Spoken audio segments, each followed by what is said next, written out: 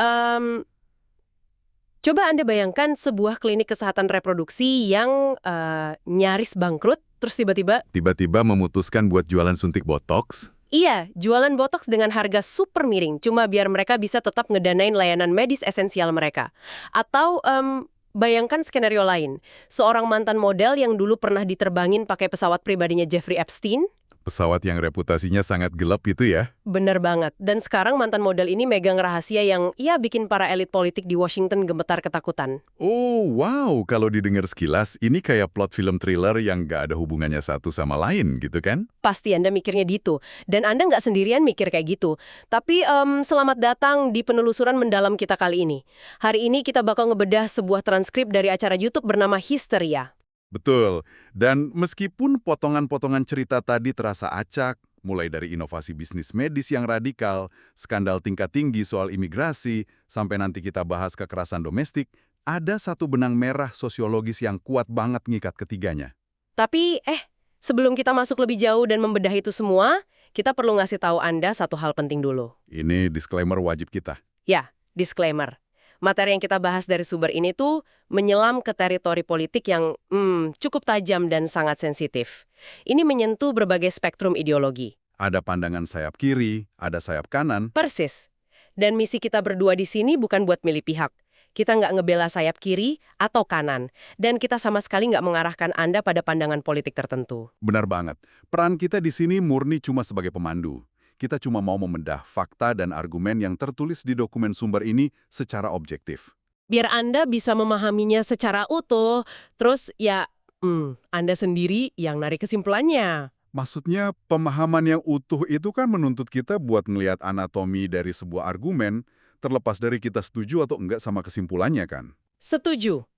Dan argumen sentral dari dokumen ini sebenarnya ngebahas soal satu hal utama.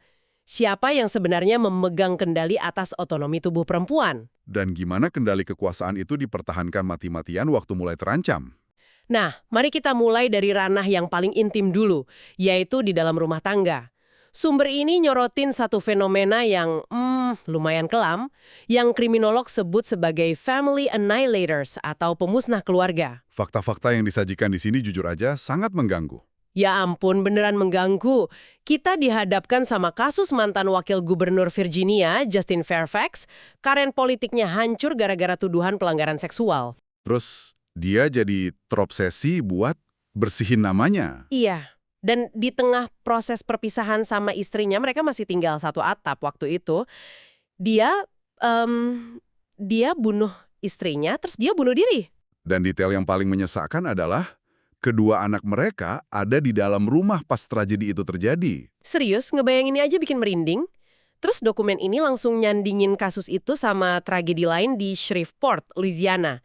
Penembakan massal paling mematikan sejak awal 2024. Kasus Shamar Elkins. Benar, dia nembak mati 8 anak. Dan Anda tahu, 7 diantaranya itu darah dagingnya sendiri. Iya Tuhan. Ditambah dia nembak 2 perempuan, salah satunya istrinya yang emang lagi dalam proses mau ninggalin dia. Tapi yang menarik di sini adalah narasi publik yang muncul setelahnya. Nah, ini poin kuncinya. Narasi yang langsung diamplifikasi sama politisi dan media. Termasuk Mike Johnson disebut spesifik di sumber ini. Betul.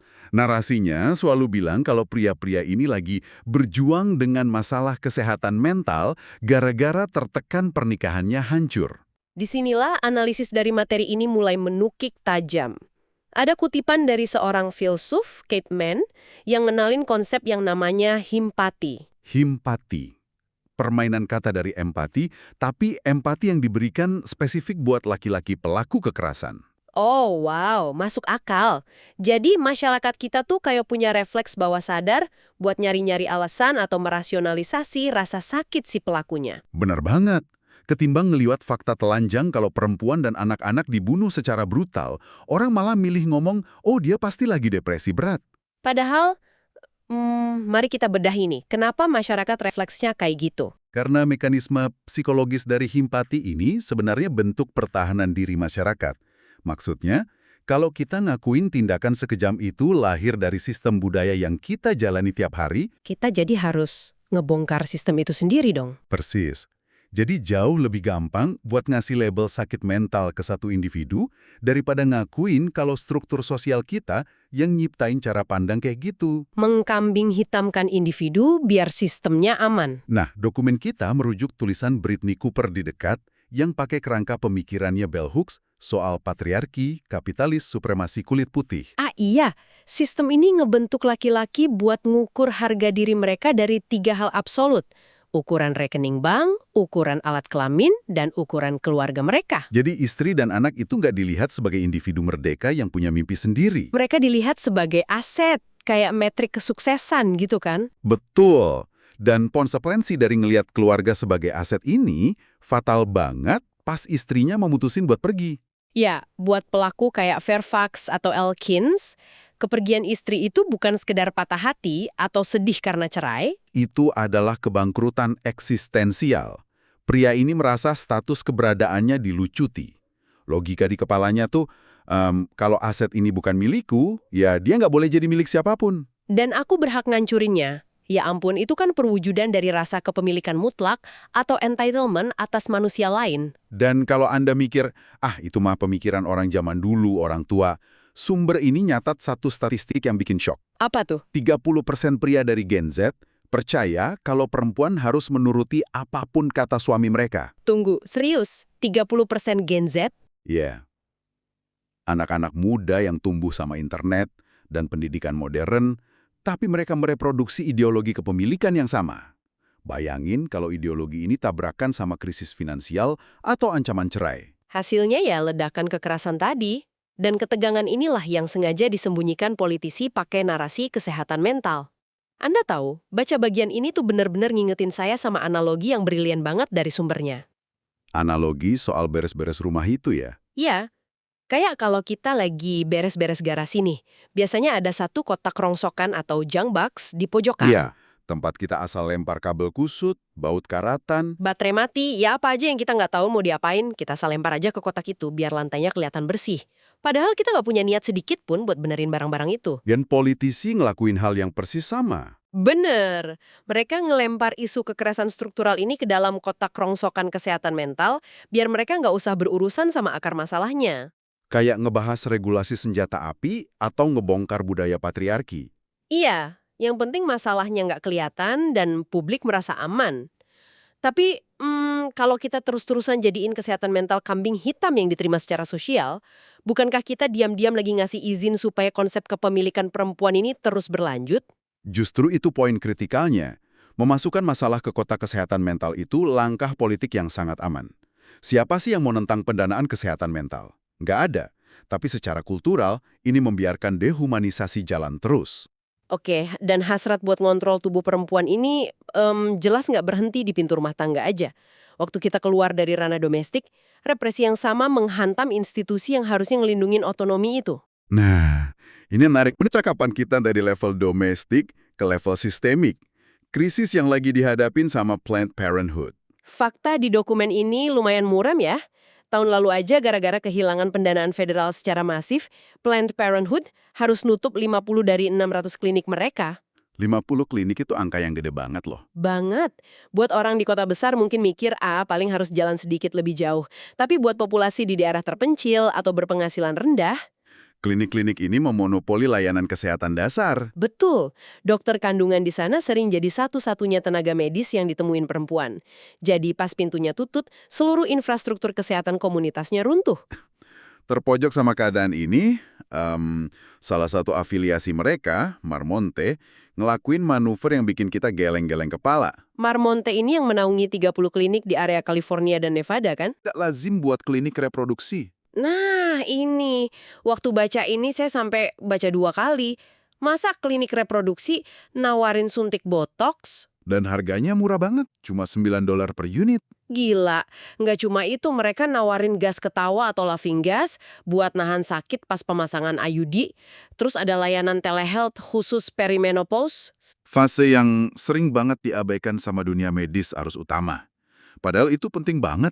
Dan dengar-dengar mereka juga mau nyediain obat penurun berat badan kelas GLP-1 kayak Ozempic atau Wegovy gitu. Dari kacamata institusional, ini sebenarnya taktik kelangsungan hidup murni. Mereka nerapin model Robin Hood. Wah, menarik. Gimana maksudnya model Robin Hood di sini? Jadi dengan narik demografi kelas menengah ke atas yang mau bayar tunai buat layanan kosmetik, mereka dapat margin keuntungan yang gede.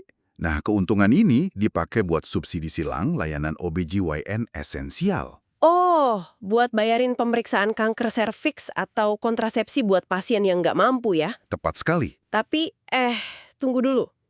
Mari kita kritisi ini bentar.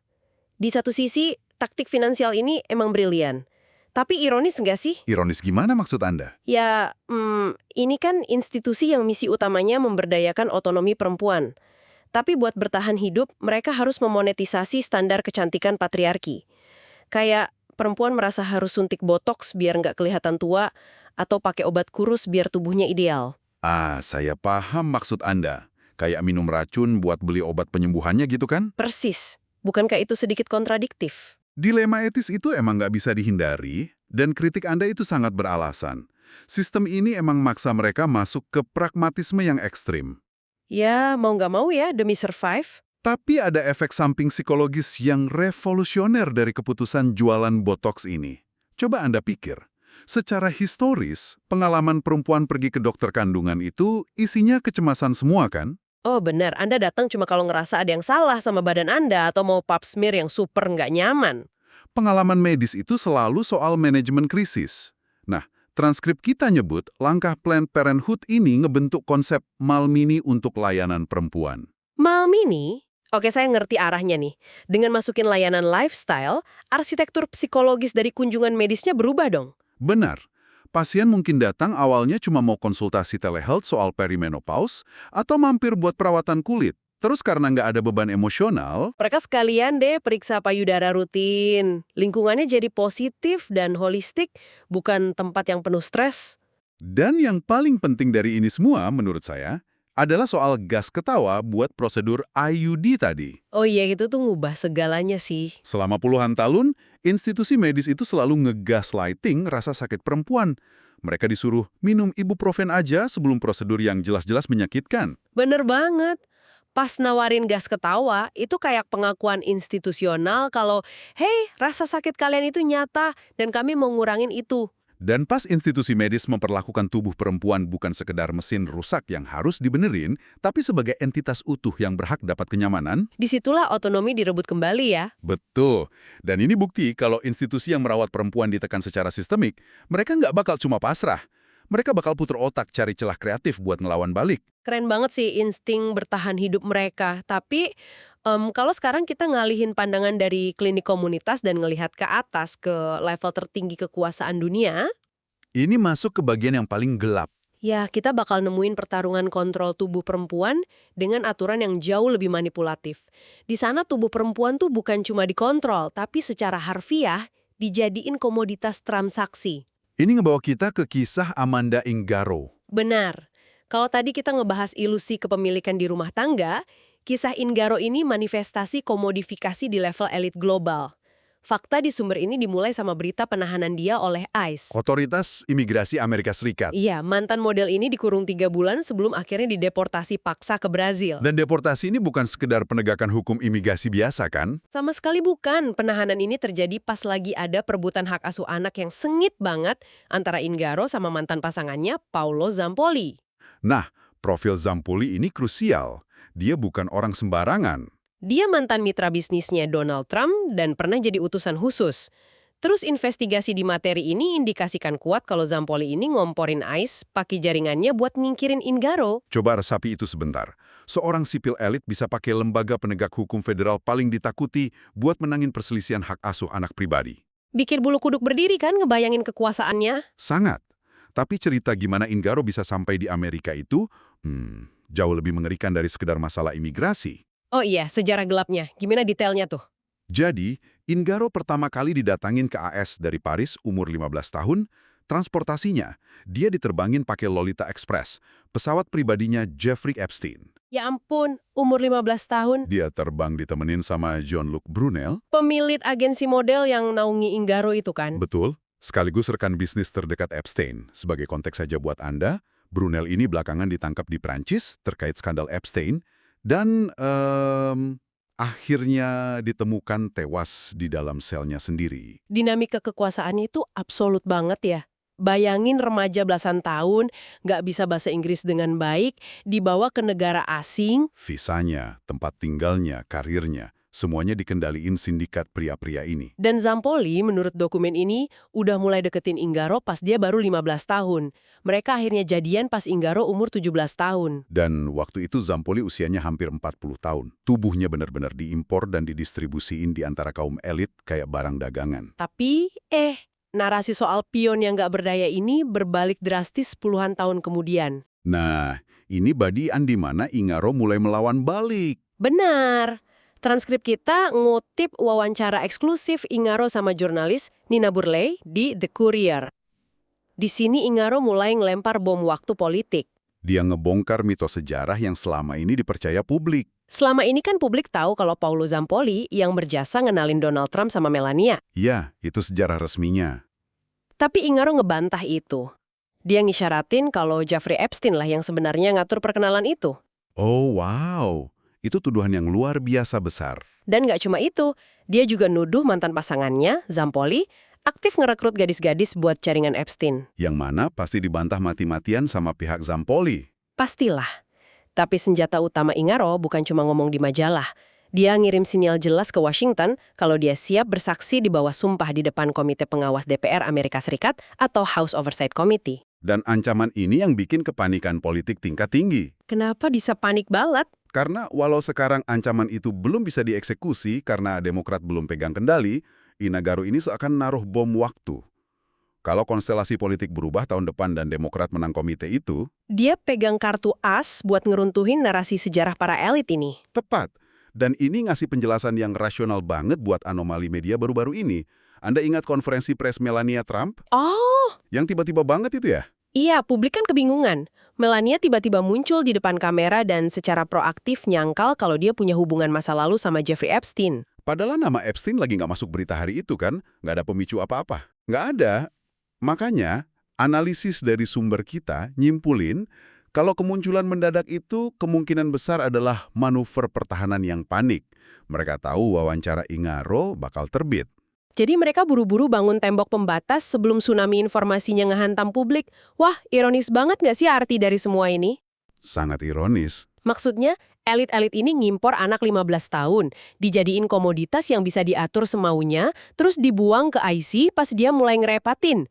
Tapi dengan ngelakuin itu, mereka malah nyiptain musuh yang pegang kunci ke semua brankas rahasia mereka. Orang-orang yang dulu ngejadiin dia barang dagangan, sekarang hidup dalam teror dari memori dan cerita yang dia simpan. Gila. Nah, dari semua dokumen yang udah kita bedah hari ini, kalau kita tarik garis lurusnya, gambarannya jadi sangat jernih ya. Ya, kita kan nggak lagi ngebahas 3 topik berita yang terpisah. Man. Mesin itu bekerja di tingkat mikro waktu masyarakat merasionalisasi kekerasan domestik, menjadiin kesehatan mental tameng buat ngelindungin ide kalau istri itu properti suami.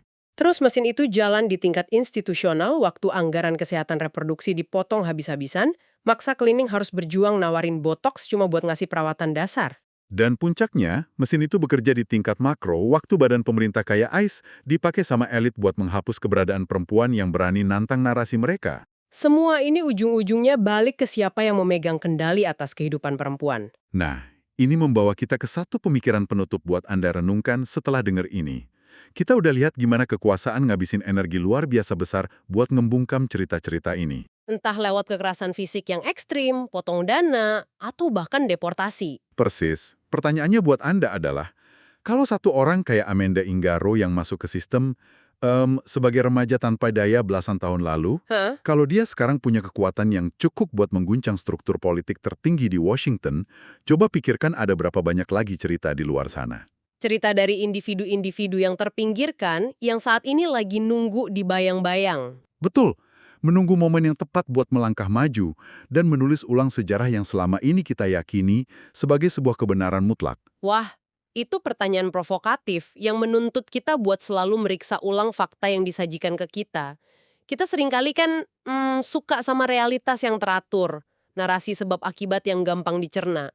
Tapi nyatanya, realitas kekuasaan nggak pernah sesederhana itu. Bener, seperti yang kita pelajari hari ini, kalau udah menyangkut kekuasaan dan kendali, Kebenarannya nggak pernah ada di tempat yang terang. Dia selalu ngumpet di balik lapisan-lapisan sistem yang harus kita bongkar sendiri. Dan itulah kenapa kita melakukan penelusuran mendalam ini. Ya, terima kasih sudah bergabung bersama kami dan meluangkan waktu Anda buat ikut ngebedah tumpukan sumber informasi yang rumit ini.